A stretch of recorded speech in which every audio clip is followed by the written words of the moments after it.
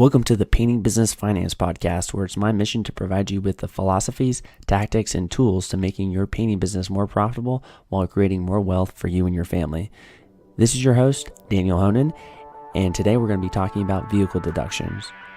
What is the best strategy, mileage or actual costs?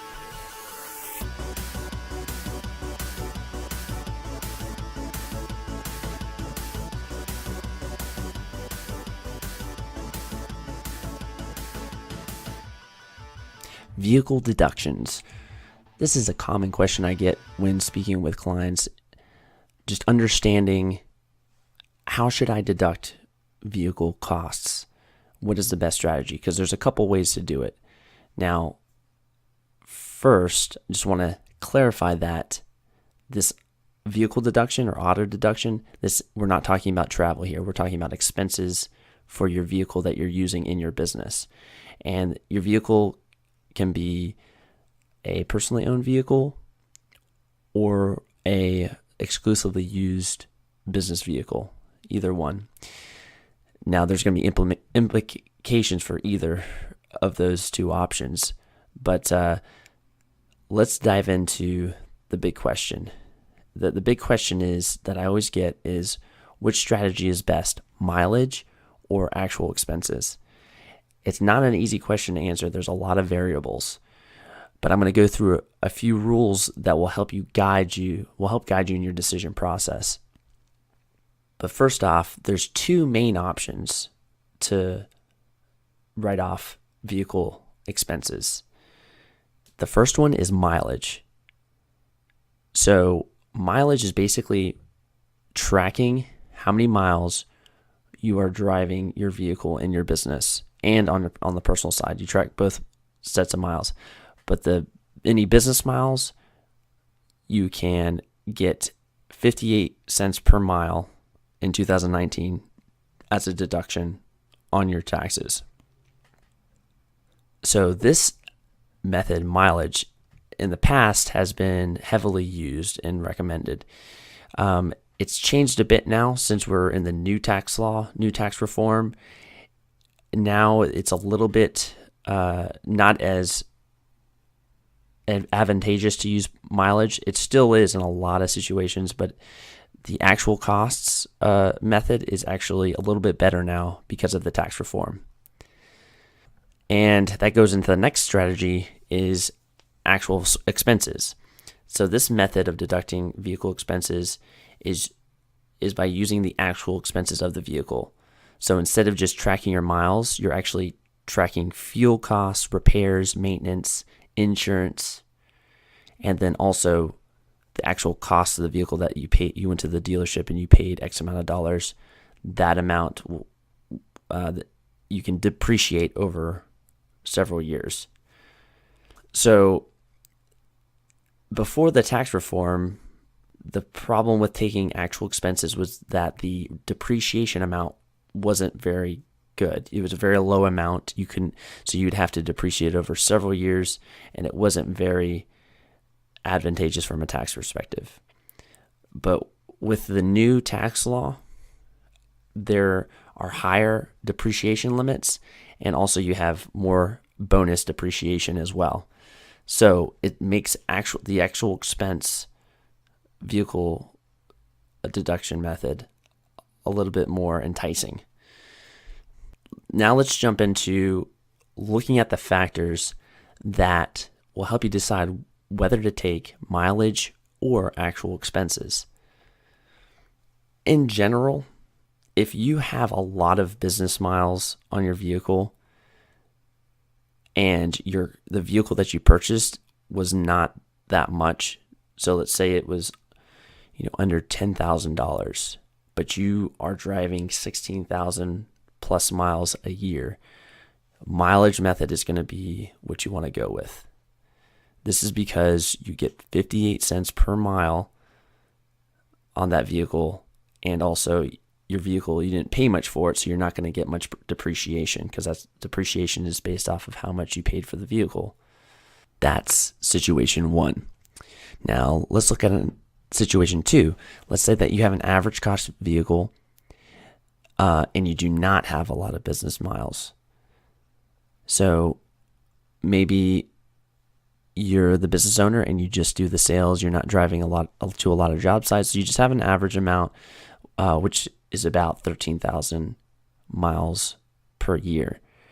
And your vehicle amount is around $25,000 is what you paid for it.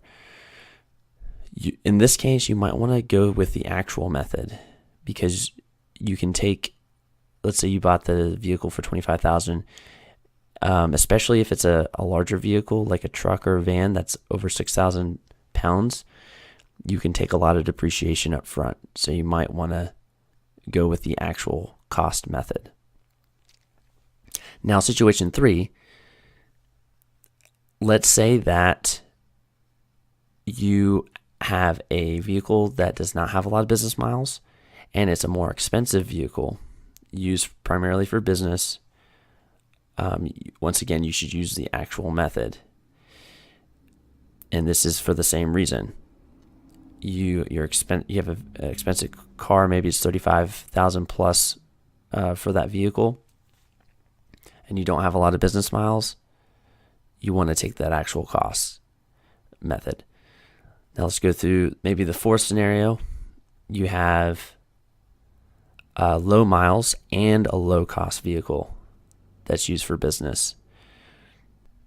In this case, it's kind of up to you, but if you have low miles, let's say you're not driving around as much at all, you're a business owner, but you work mostly, in the office, let's say, so you're not out in the field, you're not doing sales calls, you might want to go with the actual method. In this case, it's kind of you could go either way, but if you're just really not driving at all, probably should go with the actual method and take the depreciation and actual cost of the vehicle. Now let's look at another situation, the 5th situation. Let's say that you are using your car part-time for the business, and then you also use your car on the personal side. And in this case, you'll probably have to go with the mileage method, especially if you're using the vehicle mostly for personal use. In order to use the actual cost method, you have to use it for at least 50% exclusively for business. So 50% or more for business. Now, let's look at another situation, the 6th situation. Let's say that you bought a vehicle that is 6,000 pounds or more, so a cargo van, a truck, extended bed. In this case, I'm going to lean towards actual method just because you can deduct a lot in the first year using bonus depreciation. Plus, those larger vehicles are usually higher in miles per gallon, so those actual costs are going to be higher, which again favors the actual cost method. So let's look at another situation, the 7th situation. Let's say that you have a vehicle that is an electric vehicle. So maybe you're the salesperson in your painting business, and you have a fuel efficient hybrid or electric vehicle, and it gets really good gas mileage. And maybe it wasn't that expensive, maybe you got it used or whatever the case is. You might want to go with the mileage method because your operating costs are going to be much lower. So those actual costs are going to be lower, so you might want to take the mileage method since you're going to get that 58 cents per mile. So those are some situations to get you kind of thinking about how to understand, which strategy you should take. If you're on the website listening to this podcast, there is actually a spreadsheet that kind of asks you a list of questions that you can select your answer, and it will give you the recommendation. But of course, you want to keep in mind that these are just general observations and considerations. You need to consider all the facts of your situation and consult with your tax advisor before choosing a method. But these are some good things to consider. Well, I hope this was informative, and I wish you the best in your painting business, and I'll talk to you next time. Thanks.